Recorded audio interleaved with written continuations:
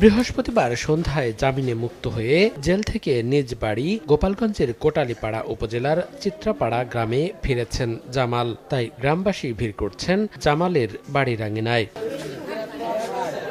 যমজ নবজাতক রেখে স্ত্রীর মৃত্যুর পর ৮ নভেম্বর গভীর রাতে নিজ বাড়ি থেকে জামালকে গ্রেপ্তার করে কোটালীপাড়া থানা পুলিশ।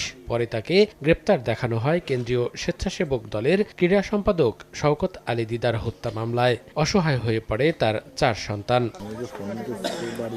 বিষয়টি নিয়ে সংবাদ প্রকাশ হয় বিভিন্ন গণমাধ্যমে। নজরে আসে লিগ্যাল এইডের। বৃহস্পতিবার লিগ্যাল এইডের আবেদনের পরিপ্রেক্ষিতে আদালতের বিচারক জামিনে মুক্তি দেন জামালকে। তার মুক্তিতে খুশি পরিবারের সদস্য সহ প্রতিবেশীরা। এখন আমার বাবা ফিরে এসেছে, এখন আমার ভাল লাগতেছে। জামাল ফিরে আসছে, আমাকে অত্যন্ত আনন্দ লাগছে, ভালো লাগতেছে। সে রাজনীতি করে না, সে খাইয়ে ফিরিয়ে খায়, সে দিনমজুরি লোক। একটা কথাই বলবো যে আমি এই মামলা থেকে আমি অব্যাহত চাই। আমি সাধারণত কৃষিকাজ করে জীবনযাপন করি।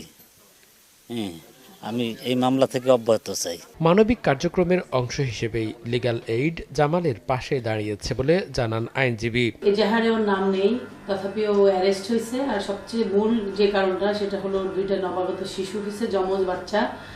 ওর বউ মারা গেছে, ওদের দেখাশোনা করার জন্য কেউ নেই। ছোট্ট 2টা বাচ্চা আগে আছে, কিন্তু ওরা দেখার মতো ক্ষমতা রাখে না, এতই ছোট তারা। তো এই মানবিক দিক বিচার করে আমাদের উচিত হবে জামিনের কাজটা আমাদের হাতে নেওয়া।